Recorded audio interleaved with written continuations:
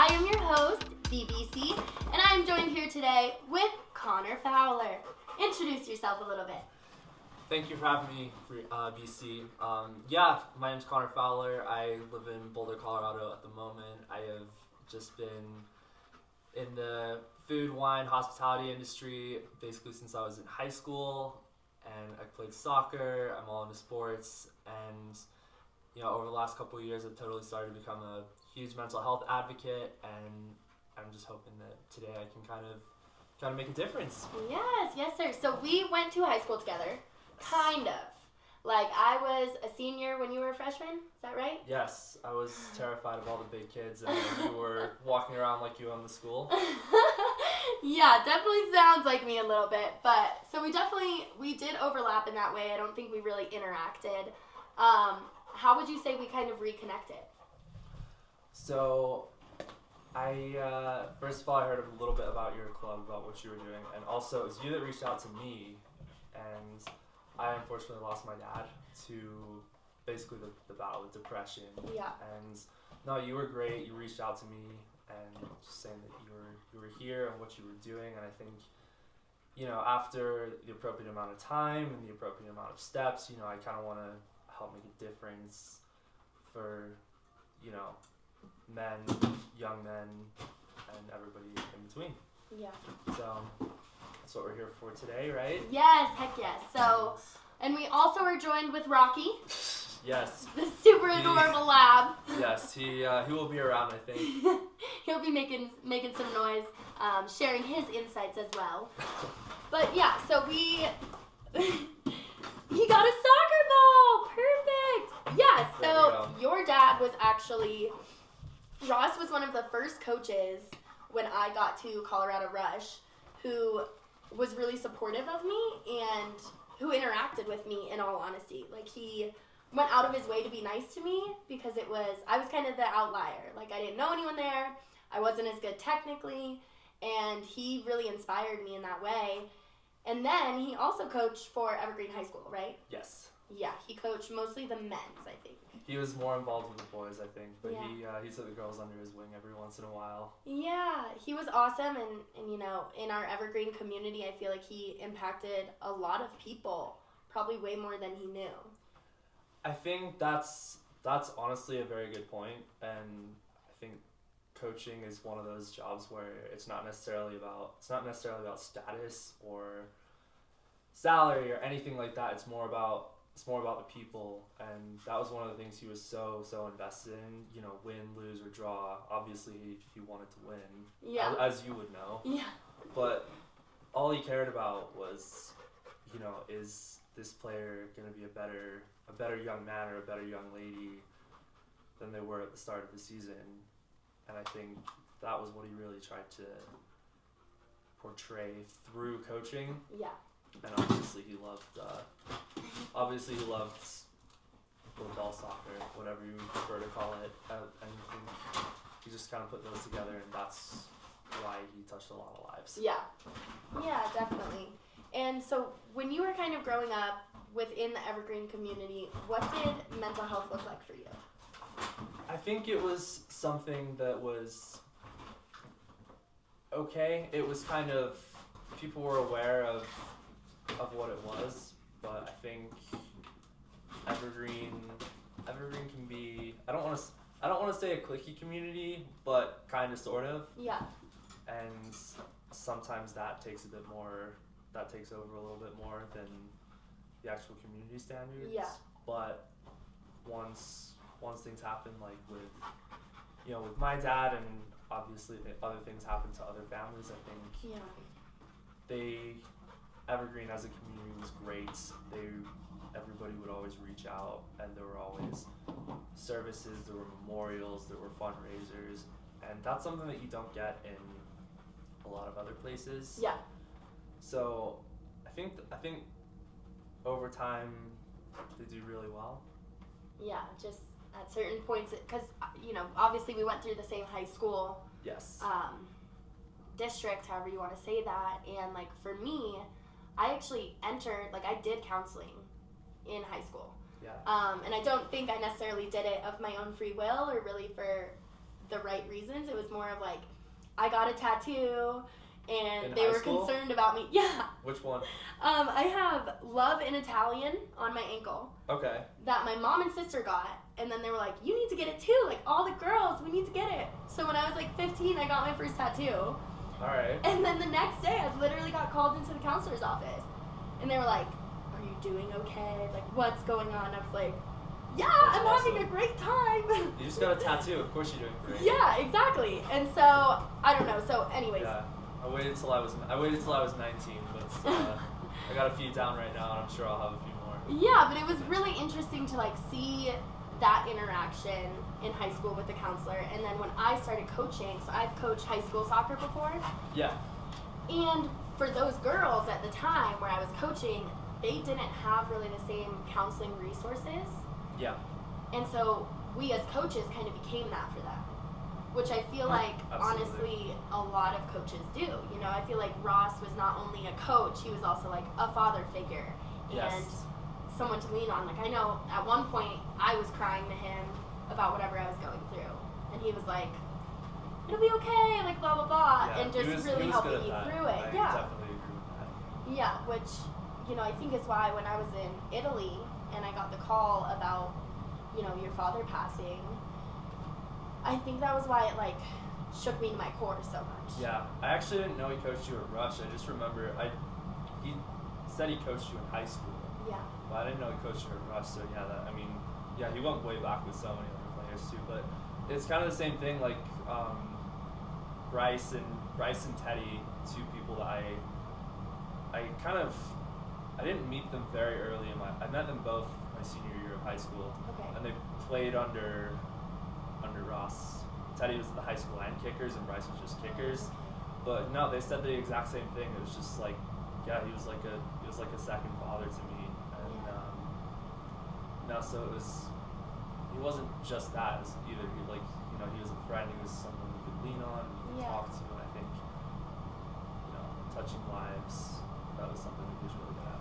Yeah. So, if you don't mind, like, will you tell us a little bit about your family, like family dynamic and everything? Yes. So obviously, before he passed, it was him and my mom. They were married about 20 years, something like that. Wow. And there was me. I'm the oldest. I'm currently 21. And Yes. my brother's he's 11, but he just turned 19. Yeah. So he's a great kid. That's awesome. We're completely different. We never like fought. Once we got to a certain age, we went completely different ways. So like I went into like culinary, food, wine, all that good stuff. He went straight into music, and he is one of the best guitar players I've ever witnessed. Oh my goodness. Yeah, so that's him pursuing his passion, and for me it's whatever I'm into next. So, Yeah. right now I'm trying to join a soccer league. Really? And yeah, just up in Boulder. There's yeah. a lot of old guys right now, but Oh I'm yeah, sure the Sunday League. totally. Best. Yeah, it's good because it means I'm not always the slowest one there. So, Right? yeah, a little different than being in high school. Oh my god, I know.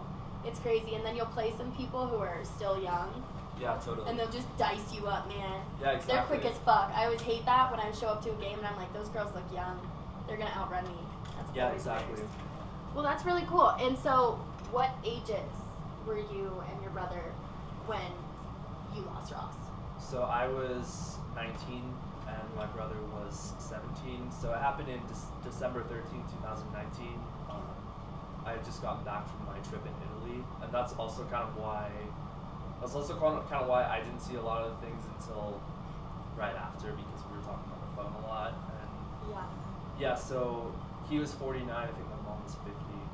So yeah, it's still, we were young then at the time. Oh yeah, and like, I mean, there's never a good time for a tragedy, but that's definitely, you're still in your adolescence. Like you probably had just entered college, had a year under your belt. I had a year under my belt. So yeah, I went to a 1-year culinary school. It's 12 months with a 3-month externship, and Okay. I did my externship in Florence, and that's where I was working. Yeah, it was. No wonder you love wine.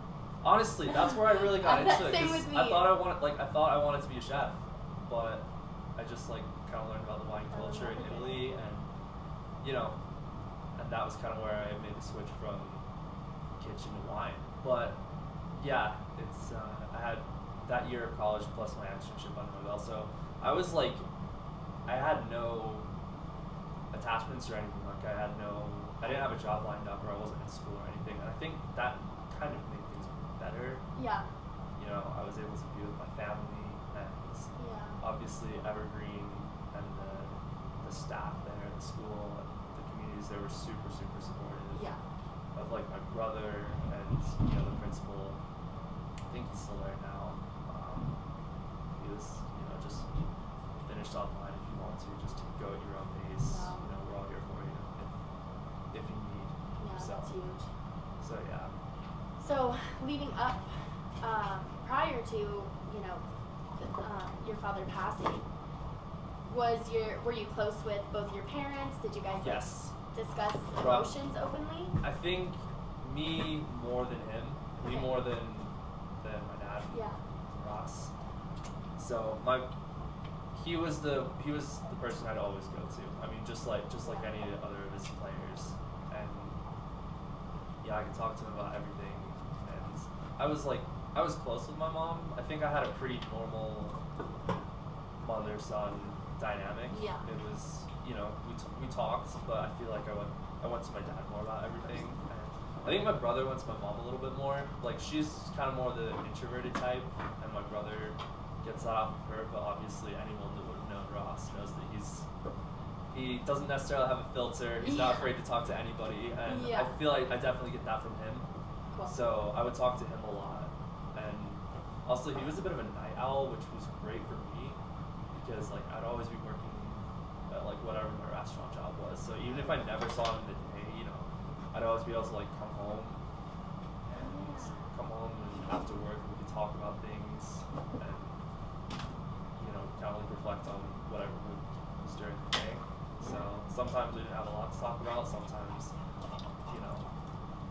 there'd be like some drunk guy that tried to fight somebody at the restaurant, and I'd be like, Dad, stay up, I've got a story for you. Cute. So, but also I think that's one of the things that people don't necessarily think about when they see like a tragedy. You obviously think of like the major things, but sometimes those little things are like what really kind of gets to you. Yeah.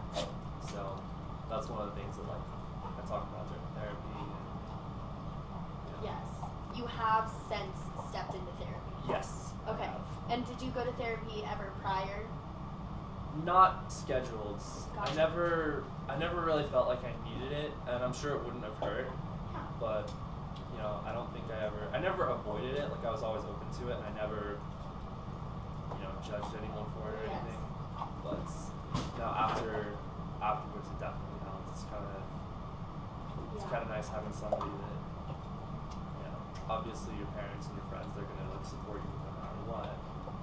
But a therapist, it's a little bit different. They want you to be doing things right.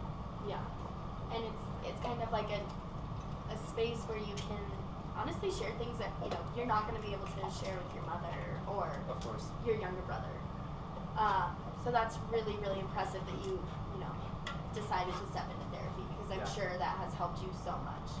Yeah, absolutely. I think that's one of the things that sometimes therapy, obviously it's recommended and you want to find a good therapist that works for you, but sometimes there's people that it like isn't the best thing for, or there's like other ways to get it out. I think for me the biggest thing was the boxing gym. I don't know. I gotta ask, did Ross ever take the girls team there? When you were there? Like the high school team? Yeah. You know what, honestly, so I only played high school soccer like freshman and senior year. Okay. And I think maybe like once, I think we did. Okay. Yeah. But that's so cool. Yeah, no. DeVarrell, he's the one that runs it. Yeah. He just absolutely one of the fucking best guys on the planet. Really? Like he's like I never really went to him with like questions, but he's just one of those people that like he's obviously lived a bit of life himself, and he's just like he knows what's up. Oh yeah. He called me the day after, and he sat me on the phone. He talked on the phone, and he told me, basically just kind of reassured me that like everything is gonna be okay. Yeah. And he's like, dude, just come into the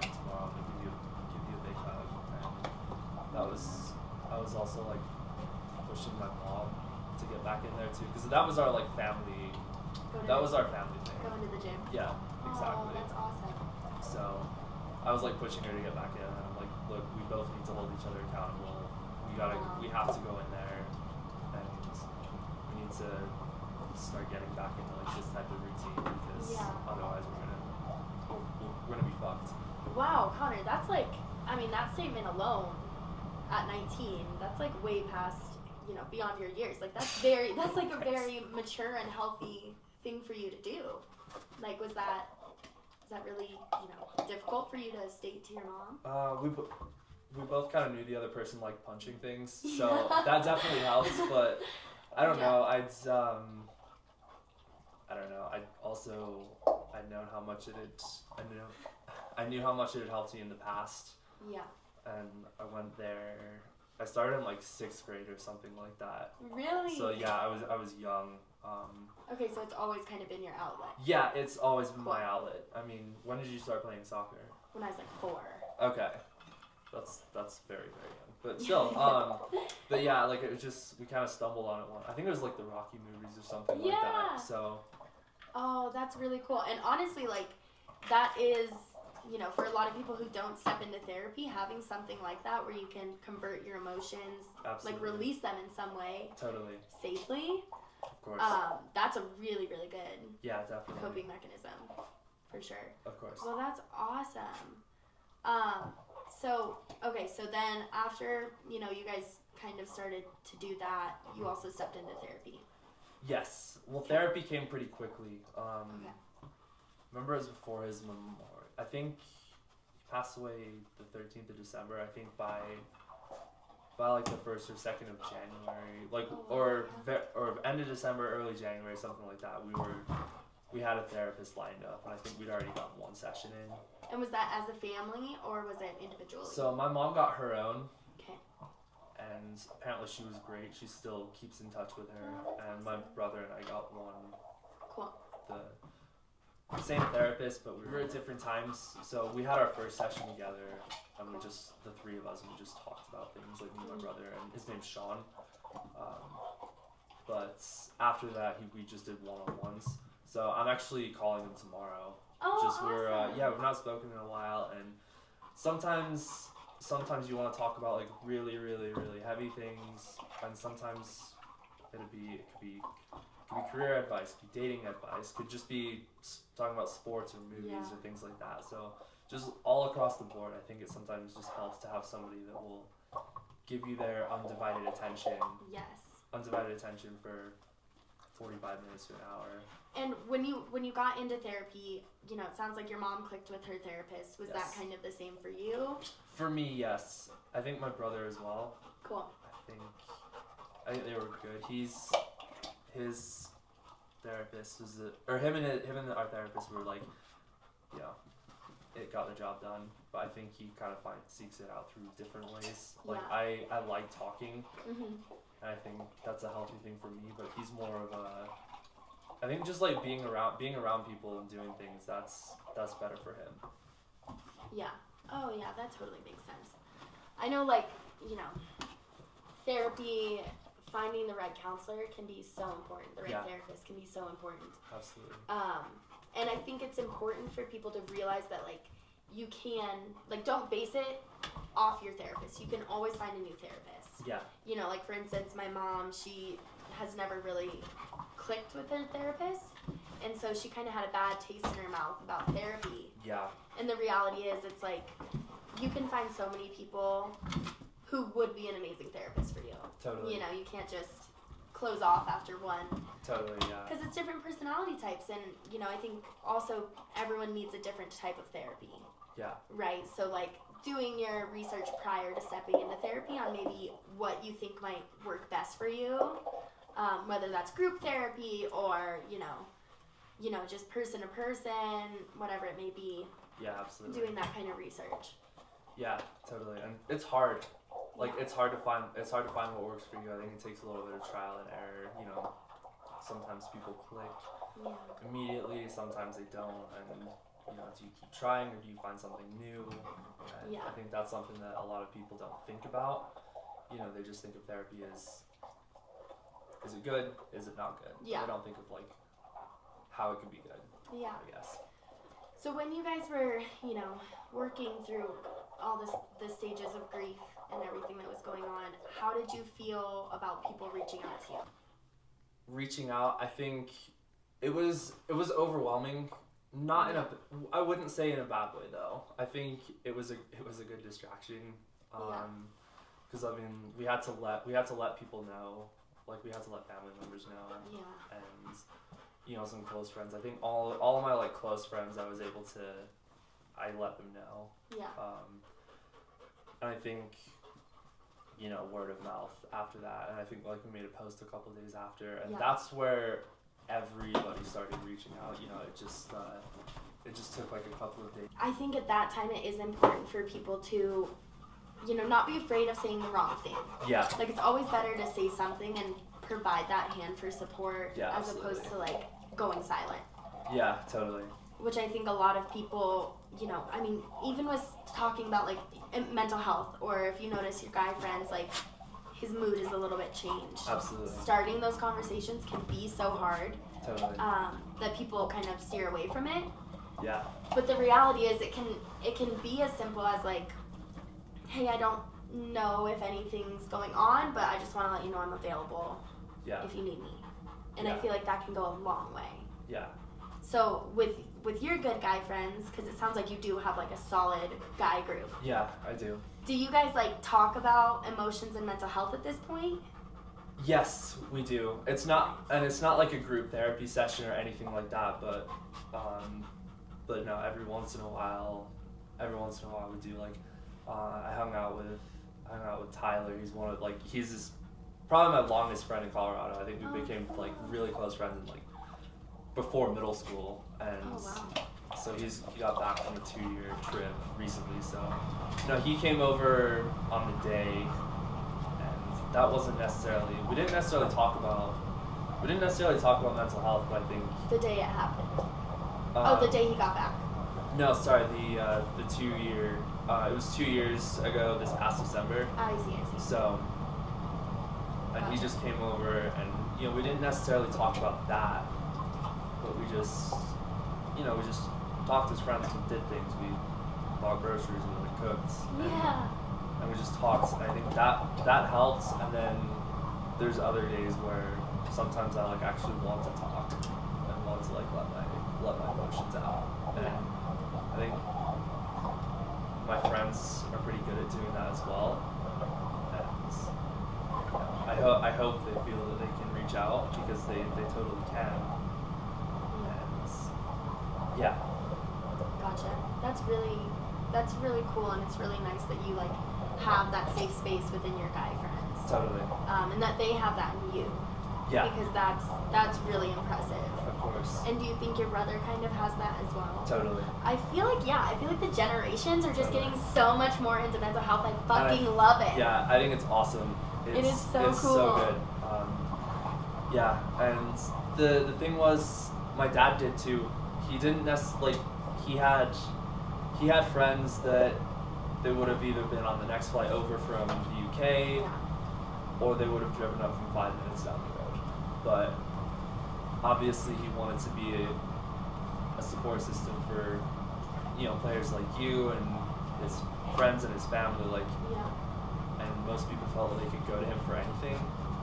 But it's also taking that time for yourself and coping with things differently, because he never he had some things happen in his life, and he never really went to therapy for it, and that stuff kind of builds up over time, and I think you learn kind of unhealthy coping mechanisms. I feel like had he maybe had those coping mechanisms earlier in his life, or known how to reach out later on in his life, that then we'd totally be having a different conversation right now. Yeah, I think like especially with depression and like chronic depression. Yeah. I have a few family members who have very severe depression, and I have to constantly remind them that we want to support you. Yeah. Like it really isn't ever a burden to have someone be like, I'm not doing well, I need a little extra love, or whatever it may be. But it's, that's so much easier said than done, because you do feel an urge to isolate when you're, depressed. Yeah. And you do kind of look at things in a light of not noticing maybe those really valuable friendships. Yeah. And stuff like that. So totally. I think, and I don't know if you've ever suffered depression. Definitely after the fact, Yeah. but also, I mean, a little bit. Yeah. It's I wouldn't necessarily like diagnose it as Yeah. such, but I mean, there were hard times, but I think that's where, I mean, I was raised I feel like I was raised very, very well. Yeah. And I was kind of lucky to have the family support that I always had, and that's kind of where I got like my roots. I was able to like branch out and have a good supportive friend group. I mean, I don't have a gigantic circle, but I've got a very close circle. Yeah, meaningful. Exactly. So I always felt like I was able to reach out, and I mean, I was able to go boxing too, and things like that. I think helps with like how I grew up. It helps with my self-confidence, but I also understand not everybody gets that. Yes. And not everybody's always raised to reach out. Your story, and with Ross's story, what is like a message you really want to kind of share? I think you are the only person that really knows what's going on inside your own head. Yeah. You can go to any therapist or talk to anybody, but at the end of the day, you're the only person that really knows what's going on. So fucking reach out, share, talk about things, and whether it's a family member, a friend, a therapist, a counselor. I mean, I've been lucky to have a lot of male role models in my life and female role models, and I think everybody benefits from having that. So fucking reach out, talk to people, don't hide your emotions, or don't feel like you have to, because if you start talking, then maybe somebody else will. And everybody goes through something. This was something that my dad said. Nobody goes through life unscathed. Yeah. Things happen, life happens, and whether it's COVID related or family related or anything in between, it's everybody goes through things. So as a community, all we can do is be there for each other and reach out to one another and start these conversations as well. I think that's a great message, and especially from the outside, and I'm sure you experience this as well with Ross, like, you really should check on everyone. Of course. Because even if it's the loudest person in the room, the most smiley, they're still going through something. Yeah. And I think that's one of the main things that I learned with Ross was like someone who always shows up for everyone else. Yeah. Also needs people to show up for them as well. And in that, they also need to be willing to allow people to show up for them. Mm-hmm. And I think, honestly, I'm really excited for upcoming generations and everything, because the next generation, I feel like they don't give a fuck. Like, they will talk about everything. Yeah. They will go to all the peaceful protests. Like, they're here to make changes. Yeah. So, I think that's a great point. I think society is. I think Rocky agrees too. Yeah, Rocky's stoked about it. I think society's definitely shifting in a much more forward-thinking, but also mental health-oriented mindset. Yeah. And therapy used to be something that like crazy people went to, or people who'd been through the absolute worst or something like that. But now it's like I would recommend therapy or something therapeutic, whether it's a therapist or boxing gym, because hitting things is definitely good for your soul. Yes. Oh yeah. Or sports or anything. And for my brother it's music. He's a quiet kid, but when he gets on stage, like, his fucking guitar does all the talking. That is so cool. He's phenomenal. So I think find what works for you, and yeah, I think that's the most important thing. And how do you feel about sharing Ross's story today and like speaking about him? I think I'm happy that I got the opportunity to do it.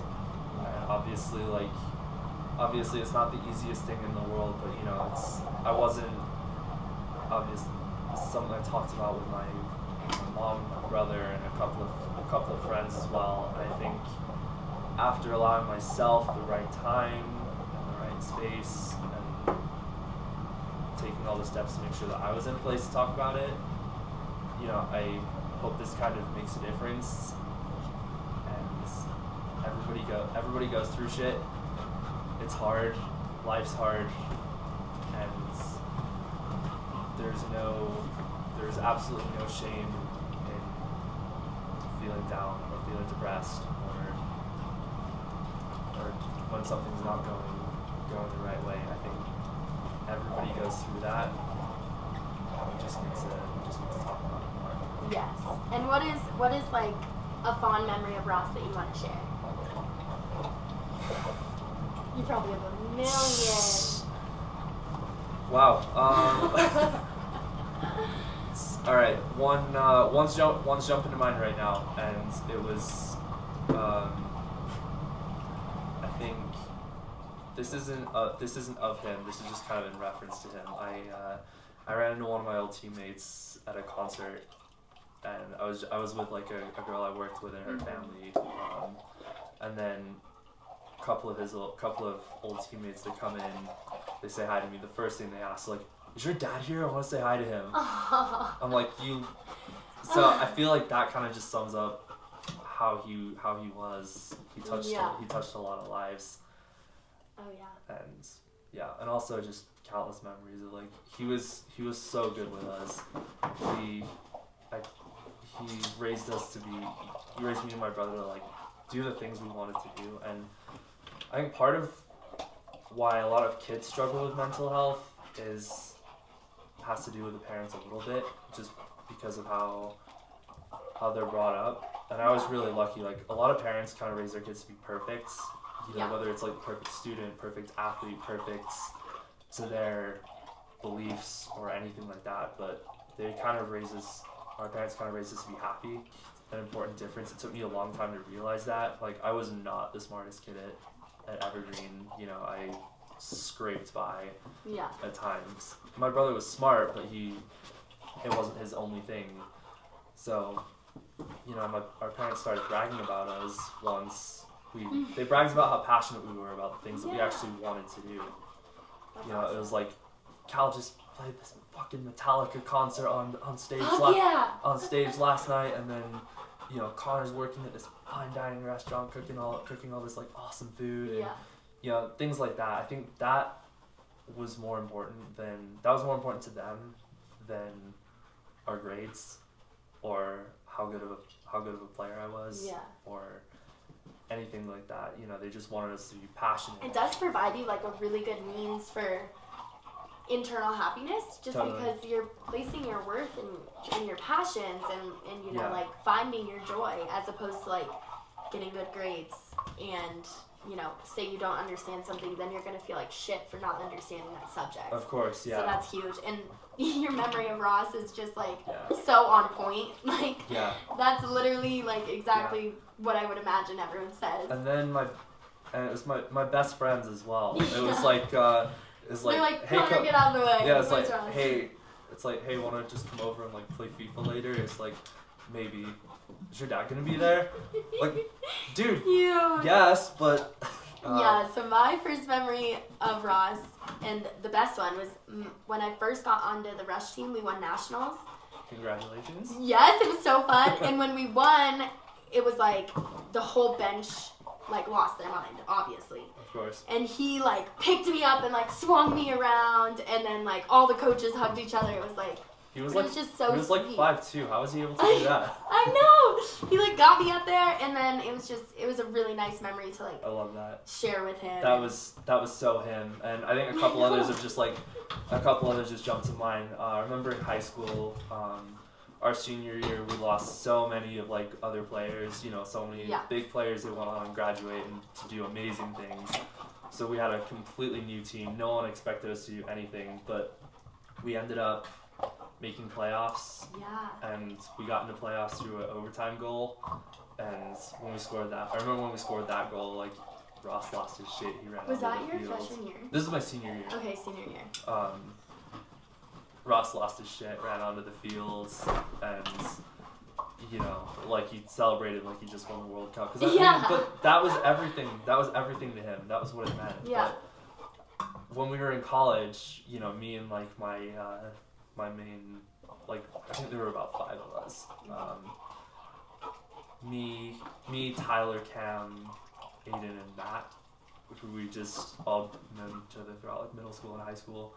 We were just gonna go out and like we were planning things at our house. Ross is like, okay, you guys line up against the wall, and we've got this kind of we had a TV just kind of mounted, and you know it was like perfect for like all 5 of us. It looked like we were holding like it would have been a good place to take like mug shots. Oh my god!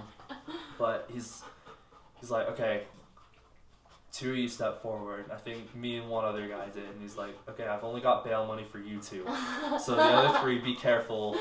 Make sure you know where to run. He's so fun. So that's amazing. Yeah, but he also is kind of like just don't do anything stupid.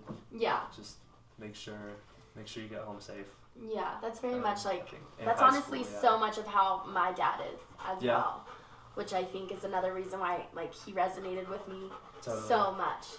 Totally. Well, I think there's so much beauty that goes into Ross Fowler, and like everything about him, it's crazy. And so usually here is where I would do like a call to action and have you say what you would like to say to the audience.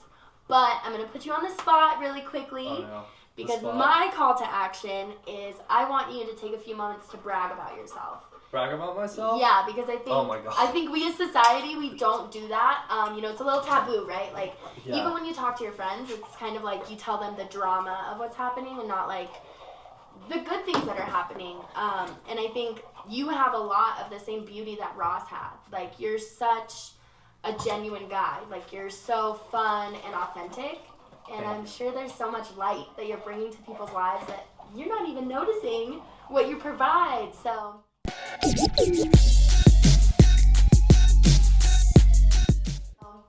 my call to action for anyone who's watching, y'all need to go brag about yourself to your friends, to the mirror if you want, to your mom, whatever you'd like, and you have to brag about yourself right here. To everybody? To everyone, the whole world. Alright, well, oh my God. You really put me on the spot, huh? I know. I'm a dick. What can I say? Alright, well, I am very, very proud of how far I've come. As far as my mental health, and I did not think that I would be in a position this time 2 years ago. I didn't think I'd be in a position where I could reach out to people, and I'd be able to talk, and I'd be, a guest here, able to hopefully guide people in the right direction. But also, I'm proud of how far I've come in my career as well. Last year and like the past year, I was working at this fucking awesome restaurant in Brack. Cool. And had I wanted to be a chef, I definitely would have stayed up there. But it was something that I was afraid to do, and I did it. And I'm so glad I did, because I was just living with my mom at the time. Mm-hmm. And then, it wasn't quite the perfect thing for me, but I moved to Boulder. I'm working at basically the restaurant that I want to be at right now. It's like a grad school for anyone that's learning about wine. I'm so happy that I've been able to do that, and I'm kind of definitely on the younger side for someone that's somebody doing this, and I've got such a fucking great group of friends, great family, and I'm at a point in my life now where my work-life balance is so good, and I can do all the things that I can do all the things that I want to do, and I'm really happy. I'm proud of myself for that. Yes, I'm proud of you too. Thank you. What are you proud about? Oh, put you on the spot. You're not supposed to do that to the host. Yeah, well, let's see. Okay, well, I was actually thinking about this last night because I think like shifting your perspective is really important. And Sure. yesterday was kind of a travel day from hell for me to come to Colorado. Of course. And I was kind of like looking at things kind of negatively. And then I was, going to bed and I was thinking about like, I just bought myself a new cell phone. I got the iPhone 13 Pro. Oh, look at you. Which for me, like, being able to buy that myself was actually huge. Like, that was so cool. And I think last year, my biggest purchase on my own that was, like, really meaningful to me, actually it was probably 2 years ago or something, was shoes.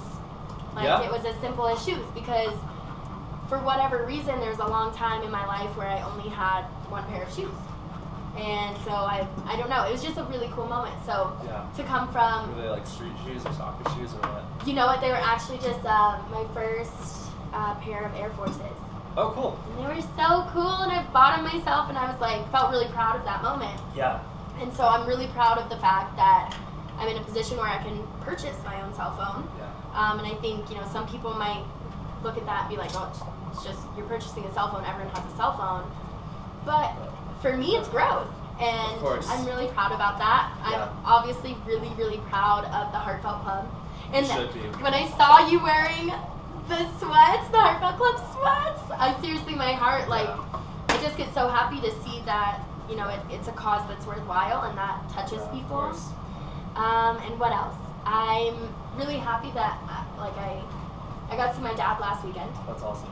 And where's he at? He's in New York. Oh, cool. And he and I actually did a podcast, and he told me, like, he's so proud of me. Yeah. And that's, obviously something I'm happy to brag about because my dad's, a lot of my idol. Good. So that's really cool. That's great. Yeah, so those are, and like you, I'm a really good friend. So that's what I'll brag about. Of course. And that is a great thing to brag about. And I think for people listening as well, like, be fucking proud of the small things. Yes. Like a new pair of shoes. I mean, a new pair of shoes for obviously like for you that meant the world. It meant the world, baby. And it could be for like a car or apartment, or just buying like your own pair of sunglasses. Because I remember being a little kid or like younger. And actually buying my own because like my parents had theirs, so I was always borrowing. Yeah. But that actually meant something at the time, even if it was a $20 purchase. Like I felt so powerful. Yeah. Because I actually have something that's mine. Yeah. Take note of the little things for sure, whether that's with other people or within yourself. Yeah. And Connor, thank you so much for joining us. Do you have any words of wisdom that you want to leave the audience with?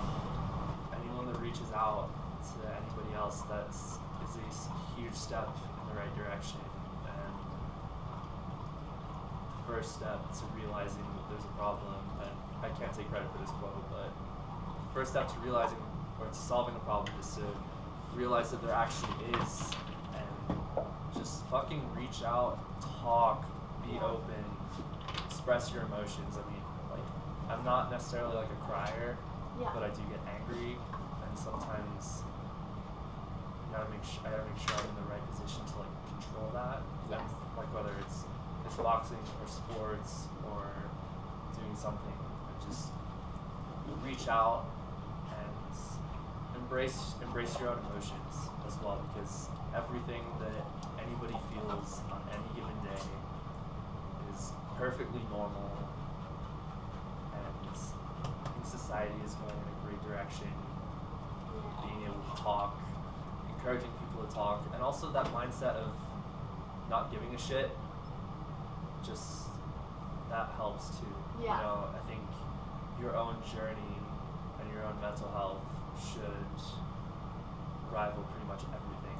I like at my last, a couple jobs before I moved to Breck, I remember I was struggling. I was working 2 jobs. All my friends were out of town. I didn't have a great work-life balance. Yeah. But we got one more person who was able to cover for me while I went to one boxing class on one Friday. Heck yeah. And that changed the whole dynamic of the week. Like I went from being like really depressed, struggling on Thursday night. It's like, okay, I gotta get up, I gotta do this. fortunately, I was the only one there, so I got a private session, and I just went into work like the endorphins were flowing. Yes. And the endorphins were flowing. I showed up to work a little bit late, but I was fired up. We were good to go. We had a great weekend. And then later on, a couple months later, the same thing happened. One of my best friends, Anna, she hit me up and like, hey, we need a guest player for indoor. And Fuck yeah. I knew we weren't busy that night, and I'm like, you know, I need this. I need to do this. And I took that mental health night, and that helps me so fucking much. And I think taking the time, taking the mental health days, doing what works for you, and putting yourself first. That's something that we're headed in the right direction, but we could always do a little bit more. Yeah. Completely. Well, that's awesome. I'm really proud of you for taking those Thank you. 2 days to put yourself first. Anyone who's looking to kind of navigate the hard waters of starting the conversation or looking for resources on, how to navigate your mental health, check out the resources page on our website and or DM us for more information, and we can hopefully help walk you through that and connect you to resources you need. Rocky, do you have anything to say? All right. He's got the ball. He's got He's nothing got he the needs ball, to say. baby. That's his mental health. Exactly. He's yeah. focused. Awesome. Thank you so much for joining us in the Thank you for Heartfelt having me. Clubhouse. I know Ross is up there watching us, Of course. and thank you for sharing his story with us. He'd be happy about City this morning as well. I know. Yeah, Ross and I have the same team. Ha. Yeah. Man City, baby. Yeah. All right. Don't forget to go out there and be more heartfelt. Woo! Done so.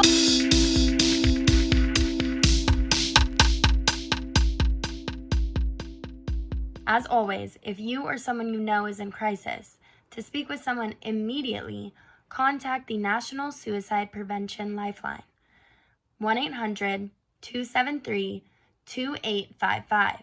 That's 1-800-273-TALK.